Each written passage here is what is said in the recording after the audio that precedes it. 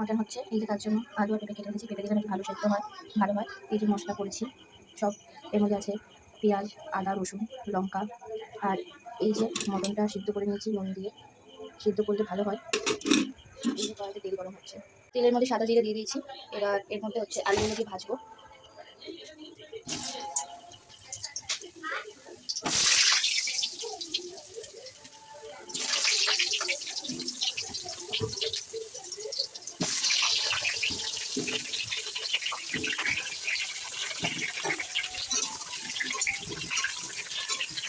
আলুটাকে ভালো করে লাল লাল করে ভেজে নেবো। পেস্টের মধ্যেই মশলাগুলো দিয়ে দিলাম, হলুদ, জিরের গুঁড়ো, লঙ্কার গুঁড়ো দিয়ে এটাকে ভালো করে মিক্সিং করে নেবো। কষানোর সময় এই মশলাটাই দেবো। আর এই যে আলুটার মধ্যে নুন আর হলুদ দিয়ে ভাজি ভালো করে লাল লাল করে, এরপরে আলুটা নামিয়ে মাংসগুলো এর মধ্যে দিয়ে কষাবো মশলা দিয়ে। মাংসগুলো দিয়ে দিচ্ছি কড়াইতে, তার মধ্যে পেঁপেগুলো দিয়ে এবার একটু নড়াবো। নড়িয়ে এর মধ্যে মশলাগুলো দিয়ে দেবো, দিয়ে মশলাগুলো আমি পেস্ট করে রেখেছি, এই যে মশলাগুলো দিয়ে দেবো।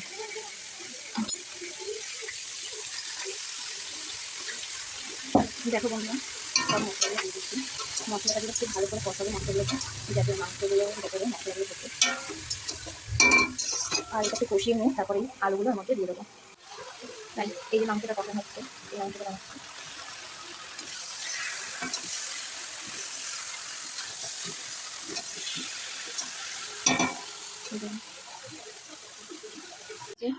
কষানো হয়ে গেছে, জলটা দিচ্ছি, করেছিলাম যে জলটার মধ্যে, সেই জলটা দিয়ে দিচ্ছি। আর তার সাথে একটু জল মিশিয়ে দিচ্ছি, জল লাগতো। এবার এটা ফোটার জন্য ছেড়ে দেবো, ফুলবে বলে একটু ঢেকে রেখে দিই, তাহলে ভালো সিদ্ধ হবে। তরকারি হয়ে গেছে, এবার নামাবো। এটা দিয়ে ঢাকা দিচ্ছিলাম, তো এর মধ্যে নামিয়ে ফেলবো তরকারি।